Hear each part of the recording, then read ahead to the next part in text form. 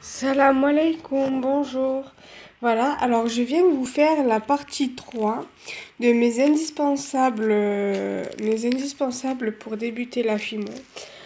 Alors, moi, j'utilise plusieurs sortes, j'en utilise plusieurs. Question concernant la FIMO, j'utilise la soft, l'effect et la FIMO Kids.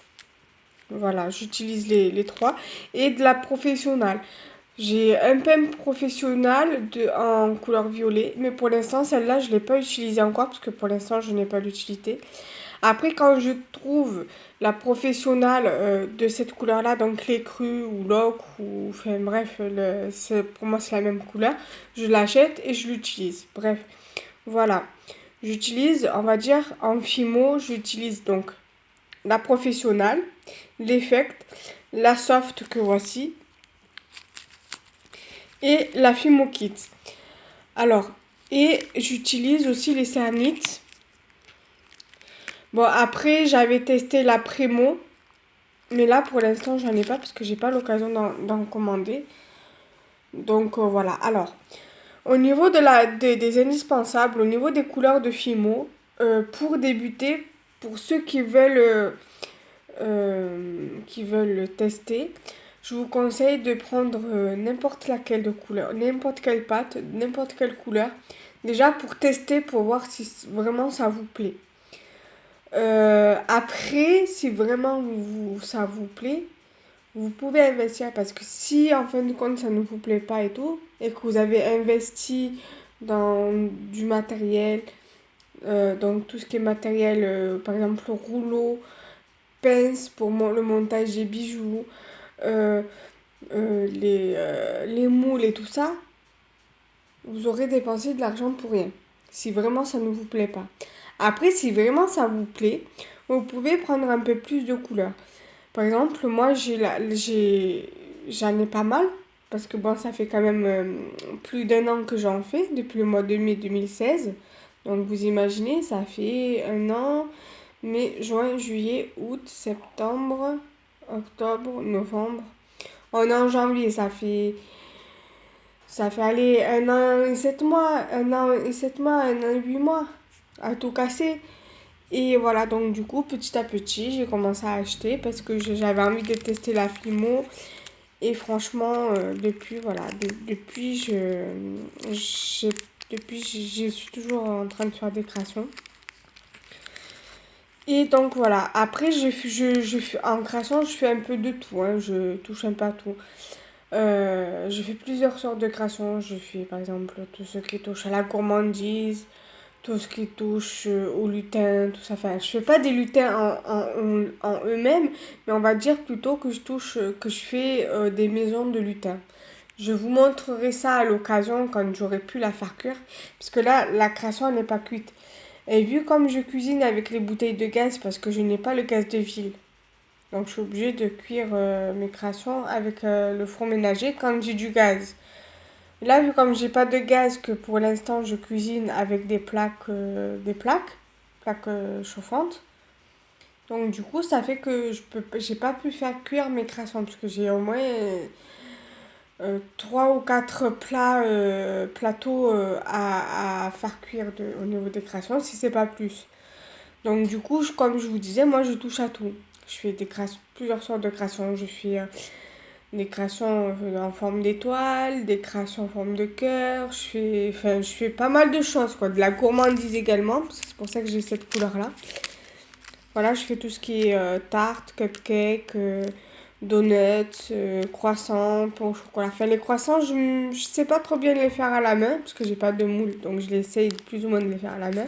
Je fais des pains au chocolat, voilà, je fais pas mal de créations qui sont gourmandises, donc voilà, j'essaye plus ou moins de toucher un peu à tout au niveau des créations. Après, les bases, il y a le blanc, parce que c'est le blanc, on en a souvent besoin, comme le noir aussi, on en a souvent besoin. Si par exemple vous faites des personnages ou quoi, on a souvent besoin de blanc, de noir. Après, les bases au niveau des couleurs, c'est tout ce qui est couleur primaire, le jaune, le bleu, le vert, le rouge, Voilà, après il y a toutes les autres couleurs, le violet, voilà, enfin, les couleurs pastel, tout ça. Voilà, la couleur chair claire pour faire des personnages ou autre. Enfin, moi j'utilise pratiquement presque toutes les couleurs, hein, pratiquement. Donc voilà, donc la Fimo reste aussi une partie, une base, quoi. Euh, enfin, ça fait partie des indispensables, de mes indispensables si vous voulez faire des créations en Fimo. Après, il n'y a pas que la Fimo qui existe, il y a le slim, il y a le slim, enfin le slime. Moi, je suis pas trop attirée par le slime hein, à la base. Moi, je suis plus attirée par tout ce qui est pâte polymère, comme par exemple la pâte Prémo, la pâte Cernite, la pâte Fimo, la Wipam. Après, je suis aussi beaucoup plus attirée par les bijoux, on va dire fantasy avec donc c'est là les bijoux fantasy pour moi c'est que du montage. Par exemple, je commande des breloques, je commande la chaîne, je commande des paires de boucles d'oreilles, je fais des parures avec des breloques. Voilà. Après, je suis plus attirée vers la résine aussi, créations à base de résine. Donc voilà, je suis plus créative avec des pâtes polymères, de la résine, des breloques. Enfin voilà quoi. Ce genre de création que le slim ou autre. Après, j'ai testé la pâte à sel, c'est pas trop mon truc la pâte à sel, franchement. On dirait plus une pâte à gâteau qu'autre chose. Donc voilà, après moi je préfère, vous voyez, plus pâte à modeler, à cuire. Parce que je me rappelle qu'étant petite avec mon frère, on faisait beaucoup de pâte à modeler. Voilà, enfin pas mal de choses comme ça, quoi. Et c'est vrai que maintenant, j'ai 30 ans et je suis de la fimo, quoi. La fille, normalement, la plupart des créatrices, enfin, il y a quelques-unes des créatrices comme Madame Patachou, Kérosène, Cassimini, Miss Creative, Fancy Puppet, Petit Atelier, elles ont pratiquement mon âge. Madame Patachou, elle a 33 ans, je crois, 32 ou 33 ans. Euh, Kérosène, elle doit avoir un peu plus de 35 ans. Mais bon, après, elle fait jeune, elle fait pas du tout son âge. Après, il y a Cassimidi qui doit avoir l'âge de Madame Patachou, 32, 33 ans, 35 ans. Voilà, après, Petit Atelier, elle doit avoir entre 25 et 30 ans. Donc, voilà, après, il y a des plus jeunes qui sont entre 12, 15 ans qui font de la fimo. Après, il y a Miss Creative qui a 20 ans, je crois 18, 20 ans. Donc, vous voyez, voilà. Pour la fimo, honnêtement, il n'y a pas d'âge. Voilà, pour faire des créations en fimo, il n'y a pas d'âge. Après, moi, maintenant, bon, je me débrouille. Hein, maintenant, comparé au tout début où j'ai fait de la fimo, laisse tomber, quoi. Voilà. Donc, c'était juste pour vous faire la dernière partie de, de cette la dernière partie donc de cette série de mes indispensables pour débuter la fimo. Donc voilà, vous avez plusieurs sortes de pâtes polymères.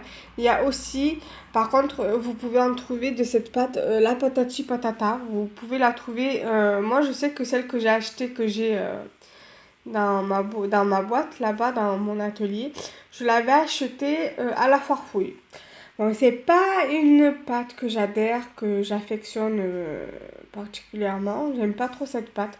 Donc c'est depuis que je l'ai achetée, je l'ai pas toute utilisée parce que j'aime pas trop la matière, j'aime pas trop la travailler. Je préfère plus travailler la Cernite, la Fimo, la Prémo ou encore faire des créations en porcelaine froide, donc la Wipam. Voilà, j'utilise toutes sortes de pâtes pour faire des créations, mais c'est vrai que la patati patata, j'aime pas trop, hein. À choisir entre patati patata, cernite, fimo, je préfère la cernite et la fimo euh, sans hésiter, quoi. Donc voilà. Bon, n'hésitez pas à commenter la vidéo, à la liker, à vous abonner, à partager cette vidéo et à partager ma chaîne YouTube. Et voilà. Faites péter les vues aussi, voilà. Partagez mes vidéos pour qu'elles puissent avoir plein de vues, plein d'abonnés, plein de j'aime, plein de commentaires. Et voilà, salam alaikum. Bye bye.